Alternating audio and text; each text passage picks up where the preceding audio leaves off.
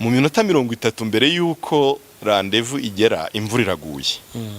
Emi wari kwica randevu? Wigendamo wageraho ukihanagura hafi yaho wageraho ukihanagura. Emi ngiye kukubaza ikindi kibazo gikomeye. Umugore wawe afite ababyeyi? Aracyafite ababyeyi? Oya, nta numwe.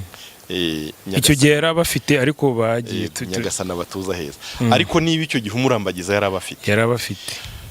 Uhuye na mama we avuye guhinga, yiyambariye ya myenda bajyana guhinga, hanyuma akagera mu rugo agakora mu nkono akaguhereza ikijumba, mwana wanjye ndakwakiriye, uzi neza ko atagiye muri dushe, ndetse uracyabona n'uburimiro ku ntoki. Icyo kijumba ntiwari kukirya? Urakirya urakivota. bya bindi byose abantu bareba ntabwo bari kubireba. Uzi ikintu nshaka kukubwira se? Iyo umuntu ari mu rukundo, amaso ye abona abantu kundi kuntu, akabona ibintu kundi kuntu. Iyo rero wakunze Imana ya yindi utabwiwe ahubwo wahuye nayo, abantu bayo bahinduka ukundi. Yego. Uzi ko nuwo wanga kugeraho ukumva uramukunze kubera ko ari ishusho y'Imana gusa. Yego. Uzi ko inzira ijya mu kiliziya mu gitondo cya kare 11:00, njya gusoma misa hano kuri paruwasi itangira 12:00. Yego. Hari ababa bagezemo 11:00 bicayemo. Ni ukuvuga ngo iyo ugiye kureba umuntu ukunda kubera ko ukunda Imana, urabizi neza kuri wisengane mu ikoraniro n'abandi, ibitotsi bishira ugutekereza gusa ko ndi uvugiye mu misa ya mu gitondo, ibitotsi bishira ako kanya. Naho wa wundi wagiye mu misa kubera ko yajyanywe na se na sekuru, ni wa wundi uvuga ngo ni ibisanzwe nka misa ya mbere, ngo ubundi se ni nk'ukuntu nanjye nari ndasinziriye kubera ndibuze kukureba, kubera wanyemereye ko duhura, kubera ukuntu nsanzwe nkwemera. Naraye ndota ngo Adorato nukuri biri serie, nakangutse saa 7 z'ijoro sinongera gusinzira, komeza nishikura. Musobanurire ko nuko nguko bikora. Yego. Iyo umuntu yamenye Imana atari igihuha bamugejejeho, cyangwa bataramubeshye ngo uzaze gusenga Imana ngo uzabona ikibanza, ngo uzabona visa, we biriya akenshi basinga y'ibitangaza by'Imana, ariko akenshi tubwira Imana abantu ishusho y'Imana itariyo. Uyo wamaze kumenya Imana nyamana aho mwahuye, abantu bayo bose barakuryohera. Urabareba nuwo guhemukiye ukumva igihemu kiragenda gishongo cyumva. Iyo ugiye mu nzu y'Imana wumva uryohewe. Nyamuneka ngo umuntu arateruye yaririmbye indirimbo yaririmba uhoraho, nawe ukazamura amaboko ukabyina. Burya rero ni ikimenyetso gikomeye cyane ko koko ukunda Imana nyamana. Yego. Kandi ibi njya mbyigisha abakristo bacu, nanjye ndimo. Yego. Emi mu gihe kiri imbere tuzakenera abantu bahindutse mu mutima gutyo, bamenye Imana kuko atari ibintu babwiwe, atari ibihuha bumvise hirya no hino, atari inyungu bakeneye, ahubwo bamenye Imana nyamana, Imana rukundo. Kuko urabona uko ibintu bimeze, hari igihe uzajya umbwira umuntu ko usenga akagufata nk'umusazi, kugira ngo umunsi bagusetse kuri umusazi uri mburamukoro utazacika intege, nuko mu mutima wawe uzaba uvuga ngo uwo nemeye ndamuzi, uwo nahuye nawe ndamuzi. Imana nemeye, nimushaka mu nseke, nimushaka mu rw'amenyo, nimushaka muvuge ko nasaze, ariko uwo nahuye nawe ndamuzi. Ibi natwe nibyo bidukomeza nk'abasaseredoti. Ku myaka yanjye ko ngana gutya, hari n'igihe ugeraho ukagira crise, ukawenda ukavuga uti mba mfite abuzukuru, mba mfite wenda mba naragize amazu ya etage nk'abandi, nk'iki kizo ari icyawe wenyine, ariko n'ubundi ni icyanjye. Ni icyanjye ariko tugisangiye n'abavandimwe. Ubwo ni ukuvuga ngo uba warize gusangira n'abandi nk'uko Imana nayo isangira ibyacu, ibyayo ibisangira natwe. Iyo ako gakirize kaje rero, ya Mana wamenye kwa guhinduka kwawe mu mutima niko kukubwira ngo uwo wemeye uramuzi, ibyo yagusezeranije urabizi, komeza inzira watangiye wicika intege, uwo mwasezeranye muracyari kumwe. Ubwo izo nzira rero harya wowe wari wabyise ngo ni technique, sinzi ukuntu wavuze wabyise tugitangira ngo nubuhe buryo twakoresheje ngo abashe Adorora atabashe kuva muri bya bindi navugaga formule nyine iyo formule wari wayise formule nakubwiye ko ari formule y'inyabune rero ari nayo maze gusobanura muri iki gihe nakubwiye formule yo kumenya ibikomere twakoresheje formule yo kumenya ibikomere bye akinjira no mu nzira yo kubikira dukoresha formule yo y'imbabazi kumenya intambwe yacamo navuze 12 kugira ngo abashe kubabarira hanyuma abo umuntu wigenga ariko nawe ababarirwe n'abandi twavuze formule yo guhinduka mu buryo butatu guhinduka mu bwenge guhinduka mu mutima nama no guhinduka mu mutima yego igice cya formule gisigaye rero navugaga inkubirane ya 4 ni yindi navugaga yo gusukura ubwibukiro cyangwa se la purification de la mémoire yo guformata oya guformata ni imvugo yanyu kuko guformata nyine ukirikaho bikagenda ibikomere byose bigahita bikuvamo ntabwo ari uko bimeze kuko ibi ngibi n'urugendo rukomeye iyo mbisobanuye mu buryo bwa teori cyangwa se mu buryo buri muri iki gitabo ntago abantu kubyumva biragorana ariko reka mbanze mbivuge mu mvugo shusho hanyuma ubashe kubyumva reka tuvuge ko papa wawe yari yurubatse inzu nziza muyibanamo n'umuryango ariko mutuye hafi y'inyanja noneho umunsi umwe umuhengeri wo mu nyanja ukumunzura imyanda yari mu nyanja yose hanyuma imihengeri iraza ibiroha mu rupangu rwanyu no mu nzu naho murara hose hanyuma biba ngombwa ko papa wanyu yimuka ajya gukodesha ahandi hantu ubwo ni ukuvuga ngo mwari muvuye muri ya nzu yanyu mujya gutura hatari iwanyu noneho papa wanyu aza kurambirwa ubukode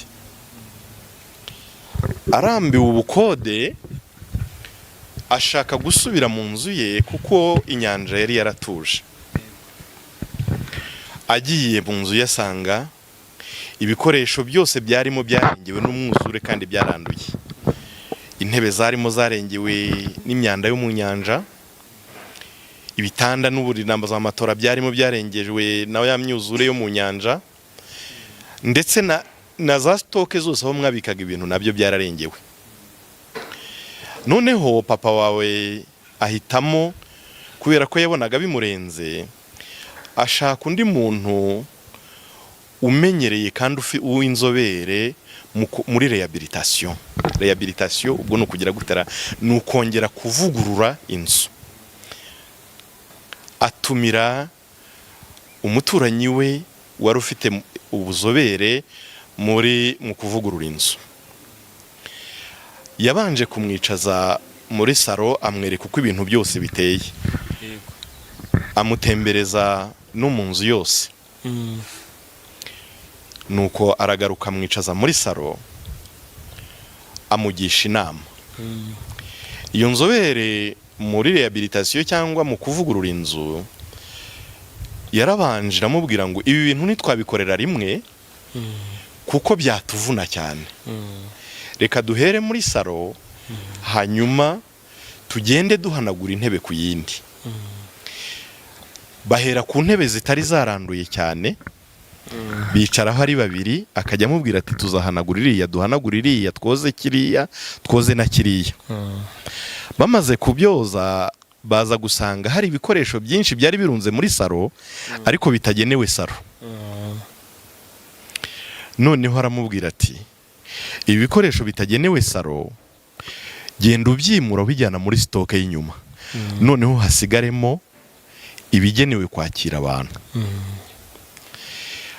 papa wawe arabikoze saro irongeye ibaye saro ishobora kwakira abashyitsi noneho bya bikoresho nabyo bitarahanagurwa abijyanye muri magaze mu bubiko bw'inyuma noneho aramubwira ati uko tuzajya duhanagura icyumba uzajya ujya muri sitoke ukuremo igikoresho gikwiranye n'icyo cyumba ukigaruremo, nusanga cyarangiritse ntuzakizana uzakihorera.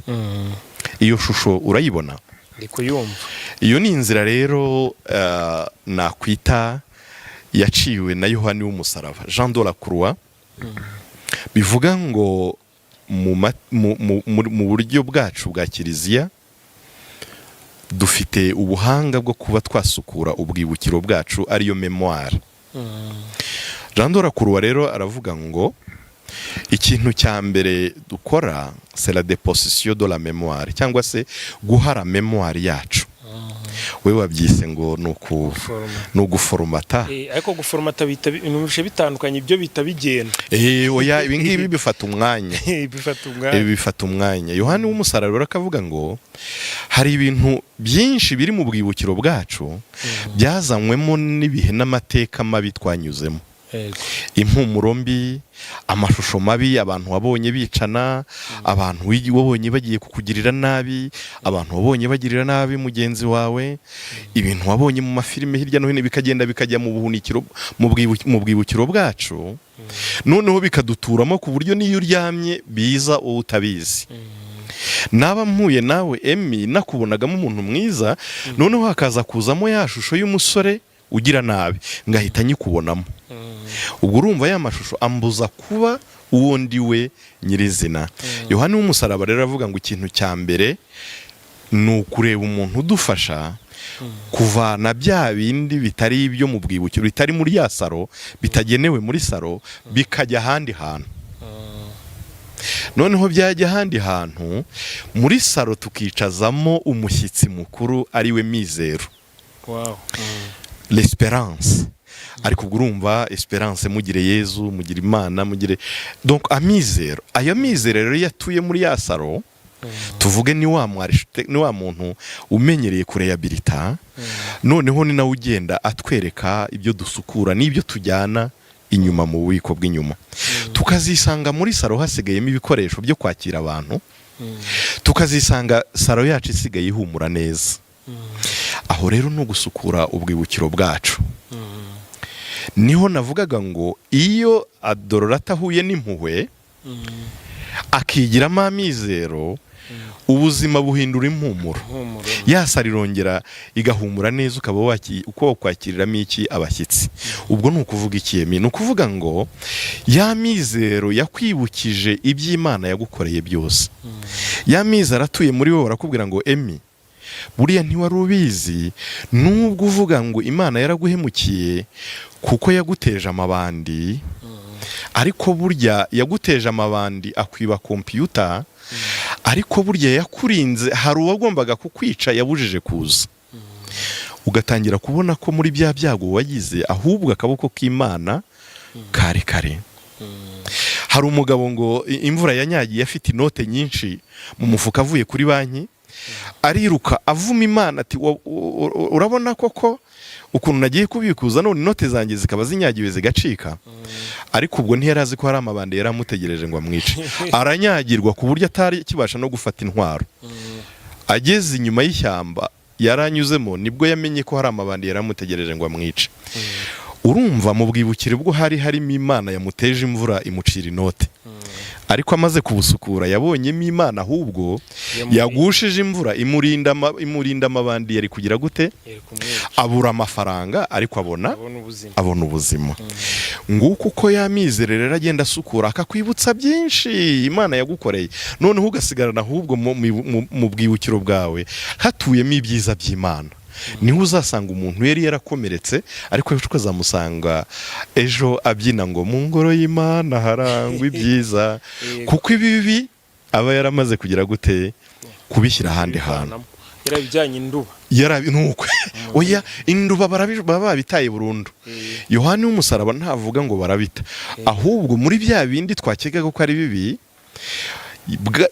ya Mizero hari igihe akwereka ngo genda urebe agapaki kuzuyeho ibyondo gapfunyitse, kubwira ngo buriya ntabwo ari ibyondo, ahubwo mo imbere sogokuru yari yarapfunyitsemo zahabu. Akakubwira ngo garura ya zahabu muri saro.